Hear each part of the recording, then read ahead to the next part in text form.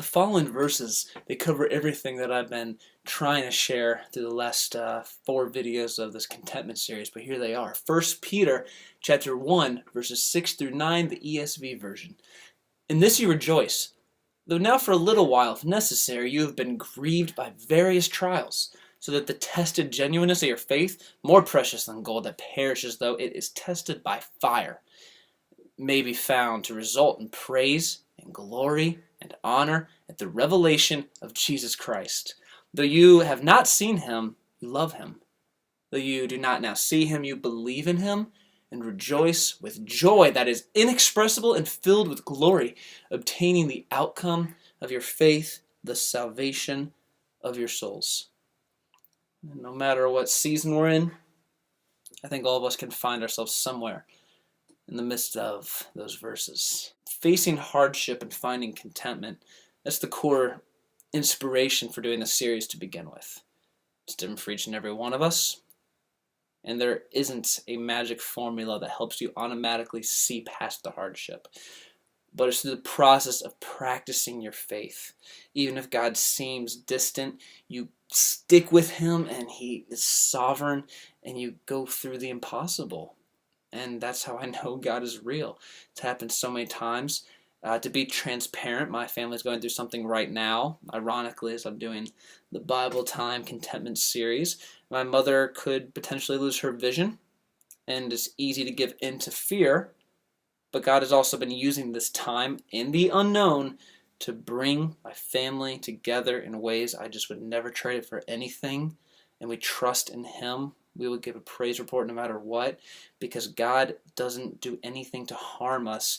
It's his will, which might be unknown to us, that can do miraculous things to affect souls and lives for eternity. And that's what matters most. There's times of rejoicing. There's time for grieving. But through it all, it tests, as in verse 7 of 1 Peter chapter 1, that it tests the genuineness of your faith. It even says that it's tested by fire. How else can you test something if it's not going through the process of purification? And it's just the constant theme in my life right now, spiritually, personally, relationally.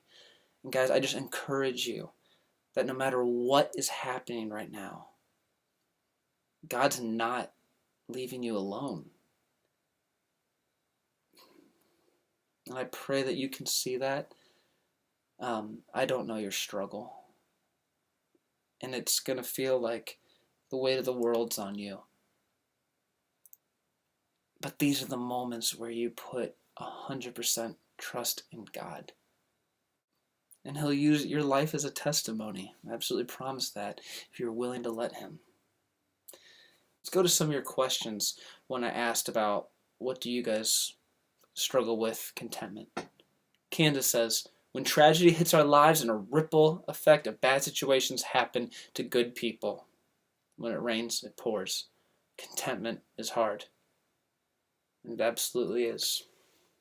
When tragedy hits, contentment doesn't mean being happy. I think it just means trust. And I do believe in the supernatural peace that God can bring in the midst of all the hardship in the world.